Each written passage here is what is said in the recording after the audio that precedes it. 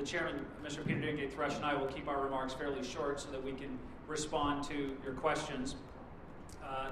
We want to thank you for coming. We want to thank the Kenyan government and others for hosting this ICANN meeting. It's truly a thrill to be here for the first time in ICANN's history for its major international meeting. This is the 7th time in Africa and the 2nd time in sub-Saharan Africa, and we are truly thrilled to be here and highly appreciative. Africa has been an innovator in a number of areas related to the internet. In Northern Africa, Egypt, for example, was a contributor to international domain names, to the technology, as well as the policy development. And one of the first 4 non-Latin character names in the world will be for .mista for Egypt, was approved recently by ICANN. Kenya has been an innovator not only in building out this excellent fiber optic network rapidly across the country, but also in many different payment systems that are taking place in the internet. And Kenya has also contributed very significantly to the ICANN policy development process. Kenya has been a highly active member of the Government Advisory Committee of ICANN. There is a at-large structure that is active here in the East Africa area that has contributed to ICANN policymaking. And so we're extremely appreciative to be here and to support the ongoing global unity of the internet.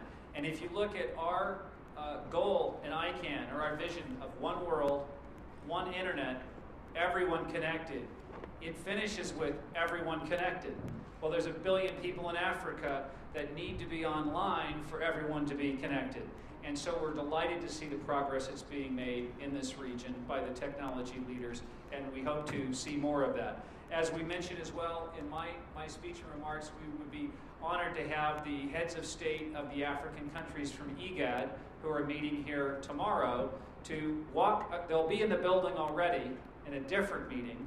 We hope they will walk across the hallway and join our meeting, because that's a few small steps for them, but a huge leap for Africa, for more visibility and leadership of the heads of states in the internet policy area, because the internet is truly the developmental platform for the future. So we're grateful for Kenya and other countries in Africa helping to show that way, and we'll be happy to answer your questions. But first, I'd like to hand it over to our chairman, Mr. Peter Dengate-Thrush.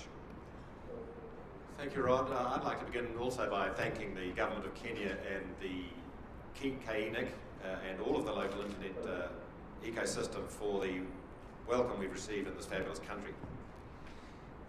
The other thing that's worth noting about this meeting is the excellent attendance. We've just left the opening ceremony, which was completely full, and that's a tribute, I think, to Kenya. I'm just going to pick out a couple of things that are going to be significant for us in this coming week, and the first of these is some major steps in a 6-year project that we have had for enlarging the generic domain name space, the GTLDs. You'll all be familiar with the famous generic top-level domains like .com and .net and .org. For a number of years, we've been working, first of all, on the policy for enlarging that. We had a couple of programs in early years that were quite restrictive, and we've been working on a way of having a much more open process for introducing new top-level domains.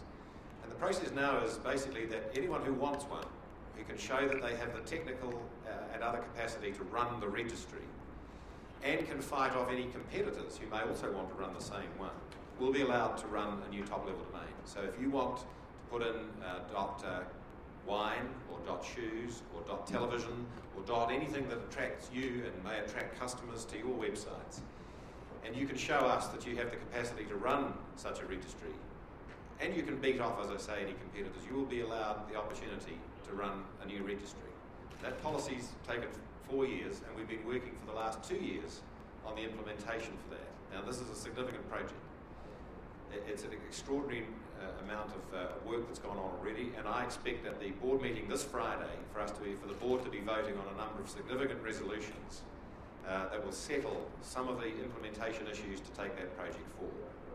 It won't be finished, but it'll be a major set of milestones that we will have achieved. In the next step, we'll be publishing what we hope to be the final of the draft process of the application process, so that when we come to meet again in Brussels in just under 3 months' time, we will be very close to announcing the application date for that process to start.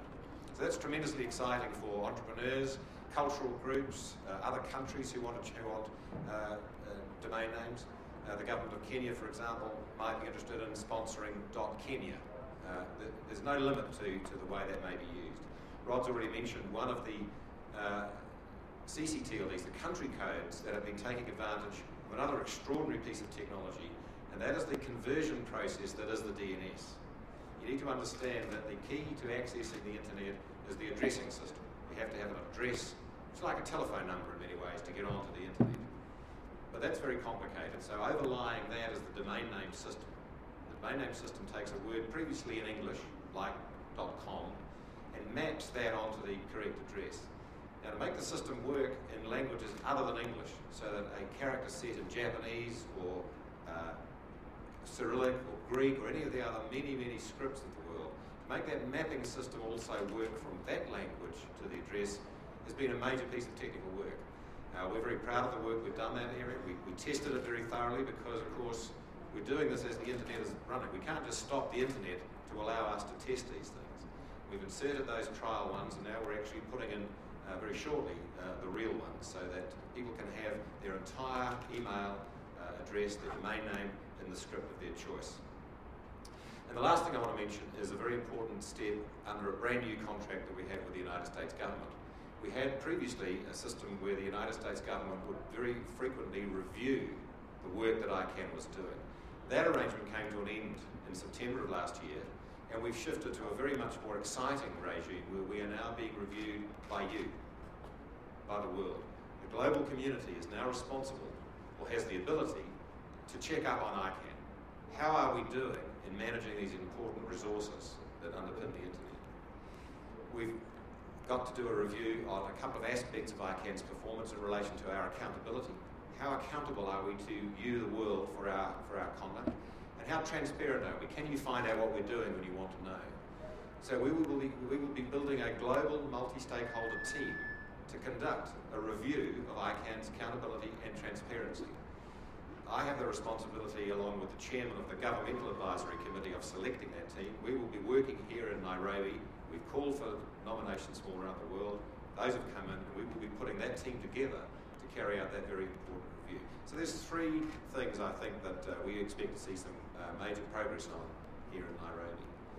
My name is Rebecca from IDG, and my concern is when you spoke at the plenary and asked, and even now when you're asking African governments to come and join, African leaders to come and join ICANN, I heard you speak more about the GAC and what the GAC can do, and not so much about the challenges that Africa have, like delegation issues. Does that mean that such issues do not hold much of importance to you? And then my second question is that I appreciate when you say that Africa has made great strides in terms of getting more online and more people to come to the internet and all that.